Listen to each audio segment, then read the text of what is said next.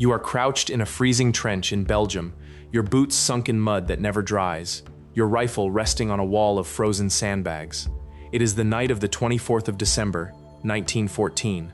A few dozen meters in front of you, across a strip of shell-torn earth tangled with barbed wire, is the enemy trench. You have spent 5 months learning that to lift your head above the parapet in daylight is to invite a bullet through the skull. The ground between the two lines is called no man's land, and it is a place of the dead. But tonight something is happening that no order authorized and no general planned. From the German trenches, drifting across that killing ground on the cold night air, comes the sound of singing, and you are about to witness the strangest, most human moment in the history of modern war. To understand how remarkable that night was, you have to understand the world it interrupted. When the First World War broke out in the summer of 1914, millions of young men marched off believing it would be a short, glorious adventure. The soldiers said it to each other like a promise, home by Christmas. But the war did not end by autumn. Instead, on the Western Front, the great armies had smashed into one another and then, unable to break through, had dug into the earth. By December, two enormous lines of trenches faced each other across hundreds of kilometers, from the coast of Belgium all the way down to the border of Switzerland. Between them lay that narrow, cratered wasteland. The men who went to find glory found instead cold, lice, rats, and a kind of war no one had imagined. So how does a war this brutal, only 5 months old, suddenly pause so that the men fighting it can shake hands? Let us begin with where you are standing. Your trench is a ditch dug into the wet clay of Flanders, reinforced with sandbags and timber, zigzagging so that a shell blast cannot travel far down the line. In winter, the bottom fills with icy water that no amount of bailing can hold back. Your feet are always wet, and a condition called trench foot rots the flesh of men who cannot keep dry, turning toes black until they must be cut away. Lice crawl in the seams of every uniform. Rats grown fat on the dead scurry over sleeping men. Overhead, the constant threat is artillery, the big guns far behind the lines that can drop a shell into your trench without warning and turn a living man into nothing in an instant. And when the order comes to attack, you climb up a ladder, over the top of the parapet, and walk into the open ground where enemy machine guns wait to cut down whole ranks in seconds. This is the daily reality that has ground the romance out of the war in just a few months. The men on both sides are exhausted, frozen, and increasingly aware that the enemy soldier a stone's throw away is suffering exactly as they are, eating the same cold rations, cursing the same mud, dreaming of the same warm homes. Have you ever noticed how shared misery can begin to feel like a strange kind of kinship? That kinship had already begun to show itself in small ways before Christmas. In some sectors, an unspoken understanding had grown up between the trenches. Both sides would hold their fire during meals. A soldier fetching water might be left alone. Snipers would sometimes aim high on purpose. The men called it the live and let live system. It was never official. It was never spoken about to the officers. It was simply the quiet arrangement of men who had discovered that constant killing was unbearable, and that the enemy across the way was like them, cold and tired and far from home. The high commands on both sides hated this. Generals worried that soldiers who grew friendly with the enemy would lose their will to fight. And they were right to worry, because what happened on Christmas Eve was the live and let live system blossoming, for one extraordinary moment, into something close to peace. There had even been an attempt at an official truce, and it had failed. Pope Benedict XV, horrified by the slaughter, had publicly called for the guns to fall silent for Christmas, asking that at least on the night the angels sang, the earth should answer with peace. The warring governments refused. They would not sanction any pause in the fighting. And so the truce that came was not handed down from above by kings, popes, or generals. It rose up from below, from the mud, from the ordinary men themselves. Think about that for a moment. The most powerful men in Europe said no to peace, and the men with the most to lose said yes anyway. It began in many places with light. As darkness fell on Christmas Eve, British soldiers peering over their parapets saw something bizarre appearing along the German line. Tiny points of light. The Germans were setting up small Christmas trees, Tannenbaum, on the edge of their trenches and lighting them with candles. Where an enemy sniper might have fired, instead there were flickering flames and little decorated trees glowing in the dark.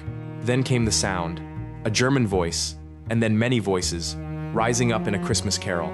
Stille Nacht, silent night. The British, astonished, listened to the enemy sing, and then, from their own trench, they began to sing back. Perhaps the first Noel, perhaps another carol they all knew. Back and forth across no man's land, the two sides sang, each answering the other, their breath rising in the freezing air, their voices carrying over the very ground where they had been trying to kill each other that morning. Can you imagine hearing your enemy sing the same songs you learned as a child? Words followed the music. Men began to call out across the gap. Some of the German soldiers had lived and worked in Britain before the war, as waiters and barbers and clerks in London, and they spoke fluent English. They shouted greetings. Merry Christmas, Englishmen. Do not shoot tonight, and we will not shoot. Slowly, cautiously, the impossible idea took hold. Someone climbed up onto the parapet, fully exposed, where any bullet could have found him, and no bullet came. Then another man stood, then another. On both sides, soldiers hauled themselves up out of the trenches and stood in the open in the moonlight, and then, in ones and twos, they began to walk toward each other across no man's land, unarmed, hands open, into the very ground that had meant certain death only hours before. What must have gone through the mind of the first man to climb that ladder, trusting the enemy not to shoot? We know these things happened because the men who lived them wrote them down, in letters home and in diaries, in their own plain words. A young British rifleman named Graham Williams remembered standing sentry that night, listening as the German trenches lit up with little trees and the singing began, and describing how the two sides sang carol for carol until the dawn. A German officer named Kurt Zamisch confided to his diary his wonder that Germans and Englishmen, so recently trying to kill one another, could now stand together as friends between the lines, and how strange and beautiful it was. A British captain named Sir Edward Hulse wrote a long, vivid letter describing how the whole thing began and how the men mingled and talked. He would be killed in action only a few months later, in the spring of 1915, one of countless men of that Christmas who did not live to see another. And among the soldiers present was a young officer named Bruce Bairnsfather, who would later become famous as a cartoonist of the war, and who wrote that he would not have missed that unique and weird Christmas day for anything. Their words are why the truce is history and not merely legend. In the middle of that wasteland, enemies met and shook hands. British Tommies and German soldiers stood together on the frozen mud between the wire, laughing, staring, hardly able to believe it. And then they began to do the most ordinary and astonishing thing of all. They exchanged gifts. A soldier with nothing to give would hand over the buttons off his own coat or his cap badge as a souvenir. Others shared what little they had. Cigarettes and tobacco passed from hand to hand. Chocolate, tins of food, biscuits. The British gave away plum pudding. The Germans shared sausages and schnapps and beer. Men pulled out photographs of their wives, their children, their mothers, and showed them to the enemy soldiers, who nodded and showed their own. In broken English and broken German, and a great deal of gesturing, men who had been ordered to kill each other discovered that they were, underneath the uniforms, exactly the same. Fathers, sons, bakers and clerks and farmers who would much rather have been home. There was even in some places a barber at work. Accounts tell of a German soldier who had been a hairdresser in civilian life, giving haircuts in no man's land, kneeling in the mud and trimming the hair of British soldiers for a few cigarettes, and of men swapping addresses with promises to write after the war. Some traded the small treasures they carried, the spiked German helmet known as the Pickelhaube, changing hands for a British cap, belt buckles and coat buttons pocketed as keepsakes. Men who could not speak a word of each other's language stood together laughing at nothing, passing a bottle back and forth, warming their hands at shared fires built openly where no fire had dared burn for months.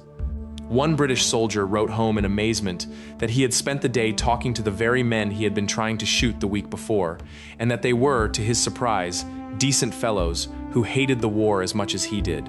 How do you go back to aiming a rifle at a man once you have shared his tobacco and seen the photograph of his little daughter? But amid the wonder, there was also a solemn duty to be done, and it may have been the truce's most important purpose. Between the trenches lay the bodies of the fallen, men from both sides killed in earlier attacks, left where they dropped because to retrieve them under fire was suicide. Now, in the peace of Christmas, the soldiers could finally do right by their dead. Together, enemies helped one another gather the bodies. they dug graves. In some sectors, British and German soldiers stood side by side at joint burial services, heads bowed, as a chaplain read the same psalm in two languages over the mingled dead of both armies. Enemies mourned together. Is there any image that captures the tragedy of war more completely than that? Two sides burying each other's sons in the same frozen ground. And then there is the story that has become the most famous of all: the football. In several accounts, soldiers describe kickabouts breaking out in no man's land, a ball or something serving as one, produced from somewhere, and men chasing it across the frozen earth between the shell holes. Some letters home even mention a score. One German account speaks of a match won by the Germans, 3-2. Historians debate how many of these games truly happened, how organized they really were, and how much has grown in the retelling over a century. What is not in doubt is that in that brief, unreal piece, men played. They kicked a ball, or a tin, or a bundle of rags, and for a few minutes, soldiers who were meant to be enemies were just young men playing a game in the snow. Whether it was a proper match or a dozen scattered kickabouts, the meaning is the same. In the middle of the deadliest war the world had yet seen, men chose to play instead of kill. How widespread was all of this? This is where the scale of the thing becomes almost hard to believe. This was not a single strange event in one small corner of the front. Historians estimate that something like 100,000 soldiers took part in these unofficial truces along the Western Front that Christmas. It happened at many points, up and down the British and German lines especially, though the picture varied. In some sectors, the peace lasted only the night. In others, it stretched across Christmas Day and even into the days that followed. Not everyone joined in. In some places, the fighting never stopped at all, and men died on Christmas Day as on any other. The French and Belgians, whose homeland was occupied by the German invader, were often far less willing to fraternize than the British, and who could blame them, with the enemy standing on their own soil. But across a startling stretch of that terrible front, for one Christmas, the guns fell silent by the will of the men who fired them. Now here is the part that reveals what the truce truly meant, and why it could never last. The generals were furious. When word of the fraternization reached the high commands, it confirmed their deepest fear. Soldiers who had shaken the enemy's hand, seen his family photographs, and buried his dead beside their own, might lose the hatred that war requires. It is very hard to kill a man after you have played football with him and learned his children's names. Orders came down the line, stern and immediate.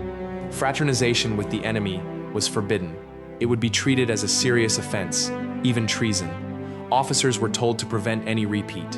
And so, in the days that followed, the men climbed back down into their trenches, the singing stopped, and slowly, reluctantly, the war resumed. In some sectors, soldiers fired the first shots deliberately into the air, or shouted a warning across to their new friends, giving them time to take cover before the real killing began again. Even the return to war was, at first, oddly gentle, but it returned all the same, and it never happened again, not on that scale. The high commands made sure of it. In the Christmases that followed, orders were issued in advance forbidding any truce, and in some sectors, artillery bombardments were deliberately scheduled for Christmas Eve. The guns kept firing specifically to make sure no peace could break out, to keep the men angry and the killing going. The war ground on for 4 more terrible years. Millions more would die in the mud of the Western Front, at the Somme, at Verdun, at Passchendaele, battles whose names became bywords for slaughter. Many of the very men who shook hands and sang carols that Christmas Eve would not live to see the war's end. The Peace of Christmas 1914 was a candle flame in a hurricane. It flickered, it gave warmth for one night, and then the storm swallowed it. So why do we still remember it, more than a century later? Why does this one night shine so brightly in the memory of a war otherwise remembered for its horror? Because the Christmas Truce is proof of something we badly need to believe, that even in the middle of industrial slaughter, ordered to hate by the most powerful men on earth, ordinary human beings could look across a few meters of frozen ground and recognize a brother instead of an enemy. Nobody made them do it, there was no reward, and there was real risk. They did it because the pull of a shared humanity, on the one night of the year that spoke most deeply of peace, was for a moment stronger than the machinery of war. The soldiers themselves knew how precious and strange it was. Many wrote home about it in letters, and it was those letters, printed in newspapers back in Britain, that first told the world what had happened. Historians like Stanley Weintraub have since gathered these first-hand accounts, the letters and diaries of the men who were there, so that the memory would not fade into legend. Through their own words, the men of that Christmas still speak to us. You are crouched in a freezing trench in Belgium on the night of the 24th of December 1914, your rifle resting on frozen sandbags, the dead lying out in no man's land where no living man can reach them. This morning you would have shot at any figure that rose from the enemy line. But now a small Christmas tree is glowing on their parapet, and a voice is singing Silent Night into the cold dark, and a German soldier is calling out to you not to shoot.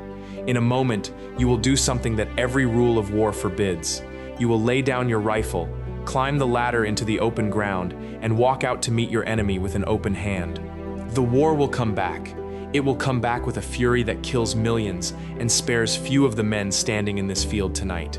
But for these few hours, in the mud of Flanders, you and your enemy have agreed on the oldest and simplest truth there is, that underneath the uniform, you were never really enemies at all.